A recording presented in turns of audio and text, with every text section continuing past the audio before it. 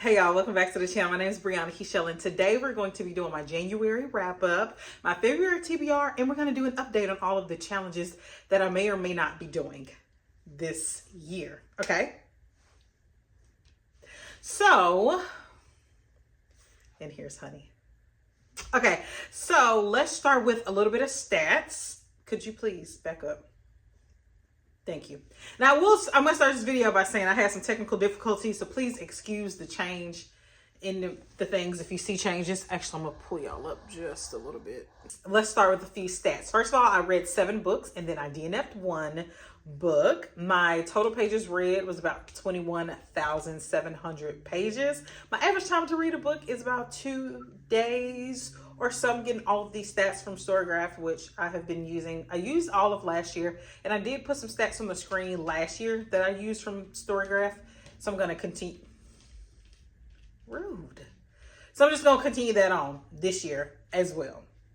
The highest genre, the most read genre for me this month was romance.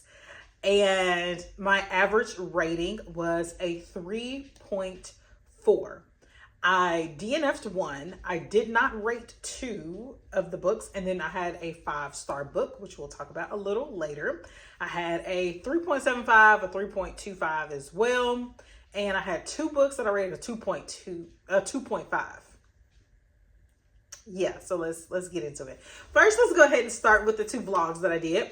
The first vlog I did was a Beat the Clock vlog where I tried to read a book before Libby snatches my loan from me, okay? And if y'all know, Libby will snatch that loan from your girl real quick, okay?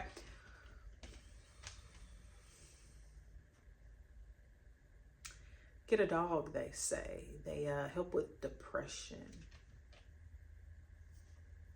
Anyway, I am excited to say that vlog is up. Now you're gonna have to go ahead and see. I don't know where I'm gonna put them over here. Now you're gonna have to go and you're gonna have to watch the vlog to see if I passed or failed, if I was able to read it before the clock ran out. But let's just say I did read. Please sit down. Sit down. Cause you working the one nerve that I have right now. You're working it. Oh, I lost my train of thought. Anyway, I read the book Look Closer by David Ellis. This is set in Chicago. This is about a married couple, an affluent married couple between Simon and Vicky, who have some cracks in their marriage. This is a thriller. It is about cheating, scandal, affairs. It's a murder. Whodunits. All right. There are so many twists in this book. Even in the vlog, I tell you that if you like something twisty turny, if you are doing some type of reading challenge where you're like doing a 24-hour reading challenge, or you just want something to read really quick, fast paced, this is a good book. Okay. I rated it a 3.75, I do believe. And I enjoyed it. The plot was plotting. Okay. I told you it's fast paced. There are a lot of twists and turns. Some things at the end I kind of saw coming, and I get into all of the things in that vlog. So if you want to know all of my thoughts, go ahead and watch that vlog. If you want to see me try to beat the clock, go watch that vlog. The next vlog I did, I read 2 books, and that is why I'm wearing blue today. I am doing a challenge in which I read books based on the themes in my bullet journal. So since my January bullet journal was blue, I decided to read 2 blue books. Now, the first book I read is literally called Blue. It is about this woman who is from Haiti. Port-au-Prince, I do believe, is the actual city that she's from, and she calls it the Blue Province, which is hence the title of the book. She is in the Miami airport for a good portion of this book because she's on her way home to the funeral of one of her relatives. I do believe it is her aunt. And we are on this ride with her in the middle of a stream of consciousness flow of words, and it's beautifully written. There are some amazing, beautiful quotes that I talk about in that vlog. And the only reason I didn't rate this book is because I don't think my rating would do it justice. I don't know what I would rate it. My enjoyment of this book is I feel like it's my fault. And I don't know. I would probably rate it like a 3 or something, a 3.5, but that I think the more I read it, the higher I would rate it. And this is, I might stop rating books in 2026 because ratings are subjective, but they're also subjective to me when I read it, how I read it, and the things like that. Because sometimes I'll rate a book and then I'll go back and look at it and I'm like, what? This is easily a 5-star, or this is not as good as I thought it was, girl. Be careful. So we need another scale, okay? We need another scale, just in case I can't numerically rate them. But that's the same problem I had with this second book I read in that video, which is Black and Blues. Black and Blues by Imani Perry is the full title is Black and Blues, How a Color Tells the Story of My People. And it is just that. This is written, it is a nonfiction. It is written to, let me just, because I always get this wrong. Throughout history, Black life has been remarkably intertwined with another color, blue. In daily life, it is evoked in countless ways, from the hopefulness of a blue sky to the deep melancholy of Louis Armstrong's question, what did I do to be so black and blue? In this book, celebrated author Imani Perry uses the world's favorite color as a springboard for a riveting emotional, cultural, and spiritual journey. She talks about everything. It starts back in like the 1400s, and it is a loose timeline from the earliest things that she could research of them cultivating the color indigo all the way through history, through the transatlantic slave trade, through slavery and enslaved people, and how blue was perceived and used in folklore. It also talks about the end of slavery and the Civil War and the Reconstruction period. It goes into desegregation and integration, Jim Crow laws, goes into blues, obviously. And I'm from Memphis, so that has I like reading about the blues. And just through so many prominent figures in life. This is literally a story of our people. This is a great pick for Black History Month. If you are looking for something to read about the history of Black people, this would be a really good book for you. I have a lot more thoughts and a lot more quotes that I pull out. I did not rate this book either because my enjoyment of it and its importance do not coincide. And I'll talk about that more in that vlog as well. Now, I'm going to toss it out to my next clip that I recorded before this. But again, remember those technical difficulties I was talking about? Yeah. So anyway, we're going to get into the rest of the video now. 1, 2, 3. Next, let's go ahead and talk about my 5-star. The next book I'm going to talk about is Binti because, I'm going to talk about Binti because this is my only 5-star of the month. And this book is about this girl who lives on Earth. She is from a specific part of Earth where it's called the Himba people. Okay, and she has very strong customs and things. That's why she has this red clay on her face. Look at that cover. Isn't that pretty? So she has really strong customs, and she has some abilities and things that trace back to her culture. And she's readily identifiable. So what happens is Binti gets accepted to Umza University, which is on another planet. So she boards this spaceship, and on the way there, she gets caught in the crosshairs of 2 rival aliens, species and stuff. So she has to advocate for herself. She has to use her powers and her abilities to kind of get her out of this sticky situation and make her way to the university, which is a very prominent university, and everybody agrees that this is a very highly acclaimed university. So a lot is at stake for her. I gave this a 5-star because I loved the atmosphere. I loved how much we knew about Binti, her feelings, her motivations in such a short amount of time. I thought that the plot was extremely well paced for it to be 90 pages, maybe even less. I think this is like 88 pages. I read this in one sitting, obviously, and it was so easy to get through because the pace was so, it was perfect. I think that Binti is she's a very lovable character. There's also another character that you start to feel for as well, because they're just trying to do the right thing for their people. Just like Binti is trying to do the best thing for herself that she knows how. The atmosphere is very easily accessible, and you feel like you're on the spaceship with her. You feel what she's going through in these days where she is like trying to fight to get to that university. And that's why I gave it a 5-star. I really enjoy sci-fi. I really enjoy this author. I think it's Needy Okorafor. I read another book by her, which is another short story. I think she does this really, really well. I need to look into her backlist to see if she has any other books that I might be interested in. But every time I come across her name, I'm like, I'm going to enjoy that. So yes, this was a science fiction, obviously. And I loved it. I enjoyed it. I enjoy science fiction anyway. So yes. The next book I want to talk about is, well, I guess the last book that I need to talk about.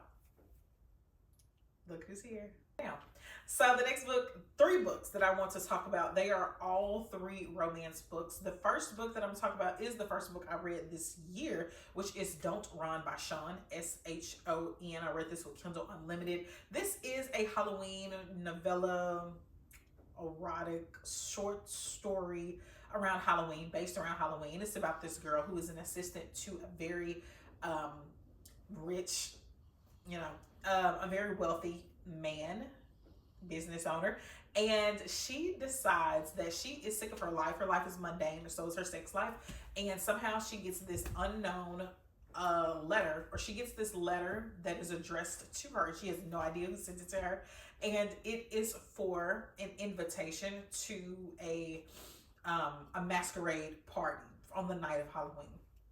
And if you put 2 and 2 together, girl, it's a short story, it's erotic, it's a masquerade party. What you think the party is? Okay. Okay.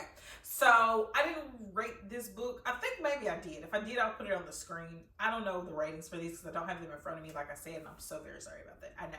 But I'll go ahead and put that on the screen.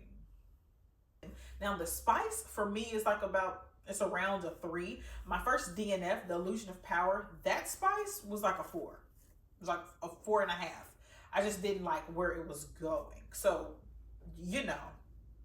I had a spicy start, girl. I had a spicy start this January, okay?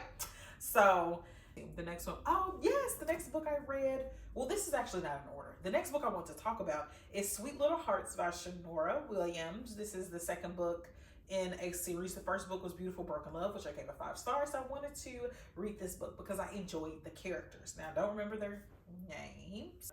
The female main character is Octavia, and she is going in to be a nanny to her sister's fiance's best friend.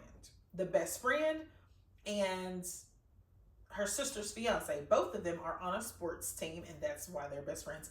They play basketball. So I think it's based, don't make me lie, don't worry about it, it don't even matter. They play basketball, they own an NBA team, and the main character, the male main character, needs a nanny for his little girl. I think she's like 4 years old. She's 3 or 4 years old, very young. Octavia is like, yeah, I could do that, but you're a grouch. So maybe I should, maybe I shouldn't. I don't know.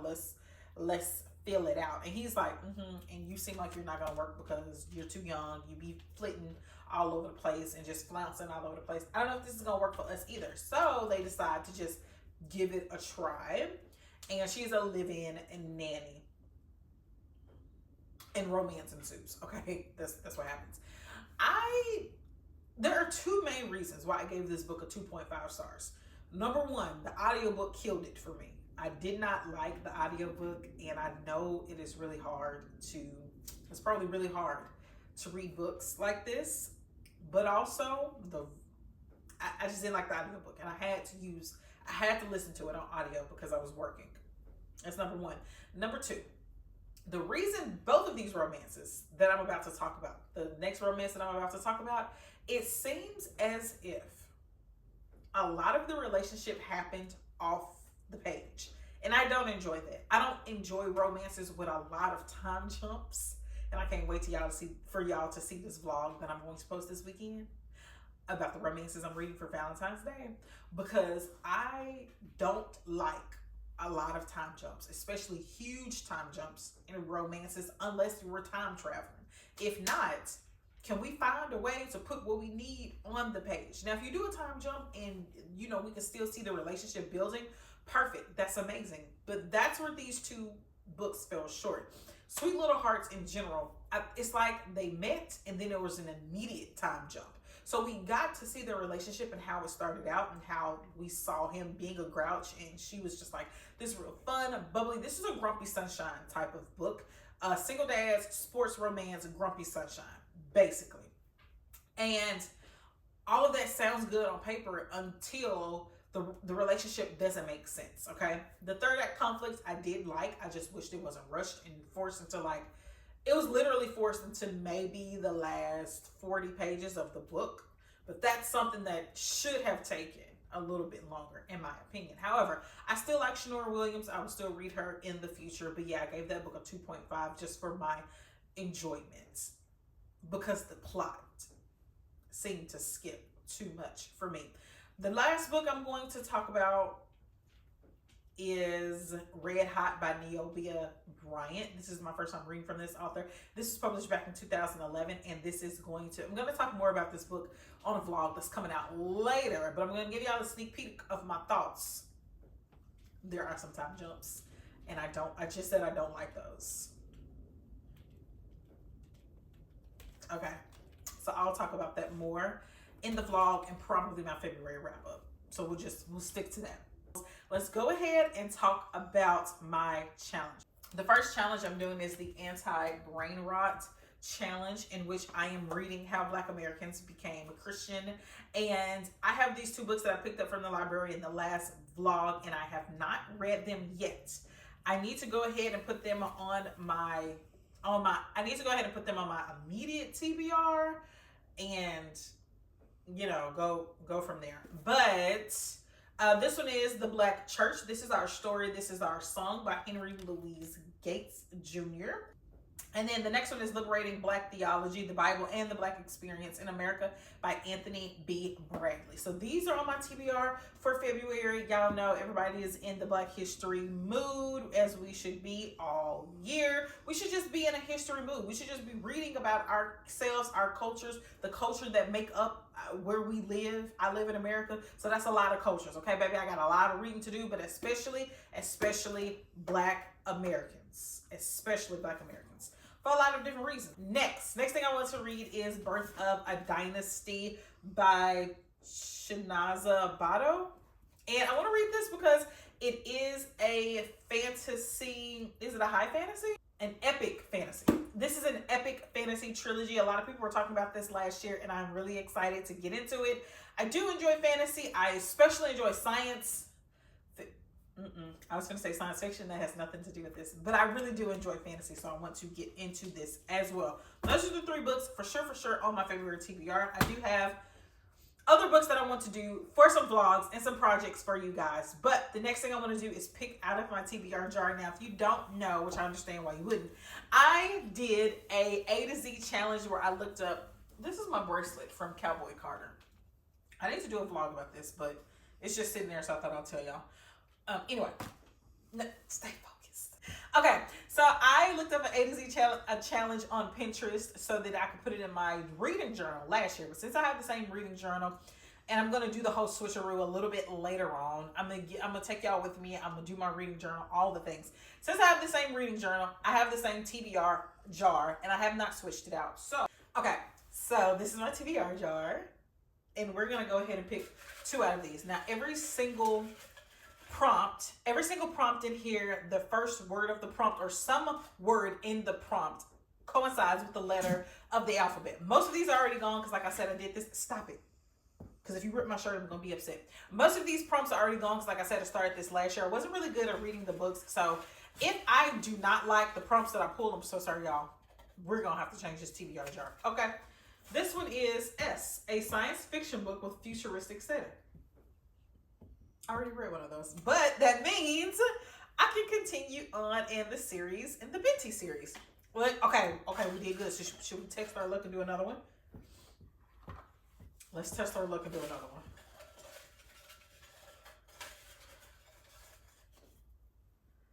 C, classic novel I've never read. That works too, because I talked about in my video earlier, in my 2026 goals video, I talked about in my 2026 goals video that I want to read a Black classic. So we're just going to keep with these two. Technically, I have 2 prompts and 3 books on my TBR.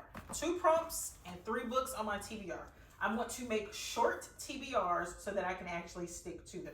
Everything else is just up in the air. Anything else I may have mentioned in this video is just up in the air. We don't know. Maybe it'll happen. Maybe it won't. We'll see. So that I can actually check them off. And I guess it's time for my video to be over. Can you back up so I can close out? Back up. There you go. Thank you. Okay, so with that being said, y'all, that is the end of this video. Thank y'all so much for watching my January wrap up and my February TBR. I will see you guys in the next one. Bye.